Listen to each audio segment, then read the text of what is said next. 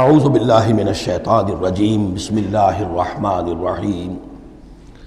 وَلُوطًا۔ اب یہاں نوٹ کیجئے یہ تین رسول ہیں پری ابراہمک، حضرت نوح، حضرت ہود، حضرت صالح، پری ابراہم، حضرت ابراہیم علیہ السلام سے پہلے کے۔ اور حضرت لوط جو ہے حضرت ابراہیم کے کنٹمپریری ہیں، کیونکہ یہ ان کے بھتیجے ہیں اور یہ بھی عراق ہی کے رہنے والے تھے، یہ بھی سامی النسل ہیں، یہ بھی سیمیٹک ریس میں سے ہیں، اور ان کے ایک بھتیجے نے ان کے ساتھ ہجرت کی تھی اور وہ ان کے ساتھ رہے ہیں۔ اللہ نے ان کو بھی رسالت سے سرفراز فرمایا، اور خاص طور پر جو ڈیڈ سی ہے اس کے کنارے پر دو بڑے عظیم شہر اس وقت آباد تھے، سدوم اور عمورہ، اور یہ بڑے تجارتی مرکز تھے، اس لیے کہ مشرق سے مغرب کی طرف جو تجارتی قافلے آتے تھے ایران سے عراق ہو کر وہ پھر فلسطین اور مصر کی طرف جاتے تھے تو ادھر سے ہو کر گزرتے تھے، تو گویا کہ ایک طرح کا جو ہے یہ کراس روڈز تھا یہ علاقہ جو ہے، جو یہ کیریوان روٹس کا، اس حوالے سے ان کے لیے بڑی وہ خوشحالی تھی۔ لیکن یہ کہ اس قوم کے اندر یہاں جو قوم آباد تھی، حضرت لوط ان میں سے نہیں تھے، اس قوم میں سے نہیں تھے، وہ تو آئے تھے حضرت ابراہیم کے بھتیجے عراق کے رہنے والے، لیکن جو لوگ یہاں آباد تھے ان میں یہ خباثت پیدا ہو گئی تھی جسے سوڈومی کہا جاتا ہے، یعنی یہ کہ مردوں کا آپس میں جنسی اختلاط جو ہے اس کی وجہ سے یہ ہے کہ ان کے اوپر عذاب آیا ہے، تو یہ ان کی طرف بھیجے گئے ہیں حضرت لوط علیہ السلام۔ نوٹ یہ کرانا ہے کہ حضرت ابراہیم کا ذکر یہاں بیچ میں سے نہیں کیا گیا، اس کی وجہ کیا ہے؟ یوں سمجھیے وہ نکال کر اور وہ سورہ انعام میں رکھ دیا گیا ہے،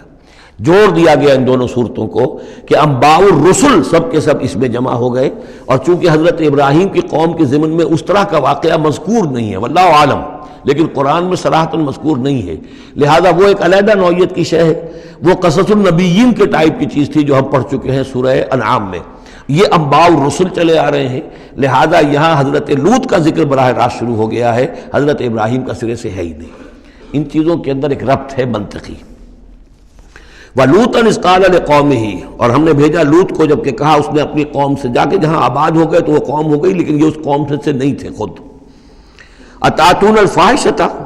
کیا تم ایک ایسی بے حیائی کا ارتکاب کر رہے ہو، مَا سَبَقَكُم بِهَا مِنْ أَحَدٍ مِنَ الْعَالَمِينَ، کہ جو تمام جہانوں میں یعنی جہان والوں میں سے تم سے پہلے کسی سے نہیں کی،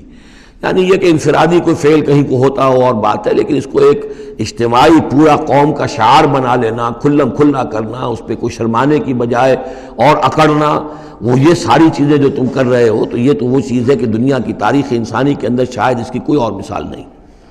أَتَأْتُونَ الْفَاحِشَةَ مَا سَبَقَكُم بِهَا مِنْ أَحَدٍ مِنَ الْعَالَمِينَ إِنَّكُمْ لَتَأْتُونَ الرِّجَالَ شَهْوَةً،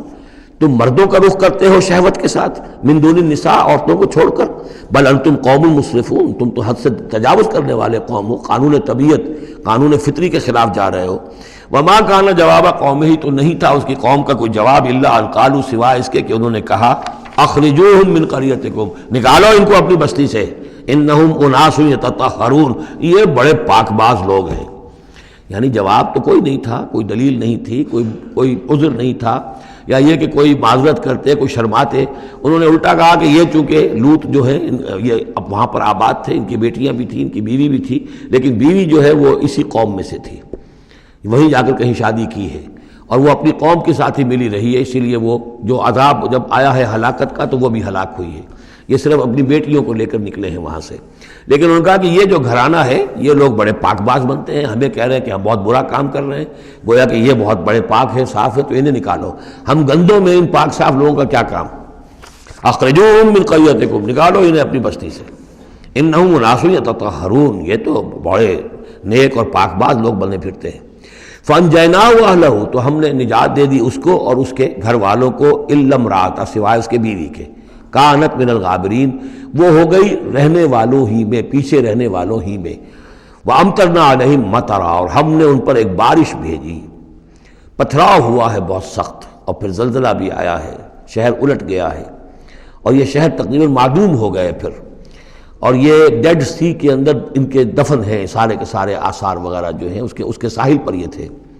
فانظر کیف کان عاقبۃ المجرمین، تو دیکھو کیسا انجام ہوا مجرموں کا۔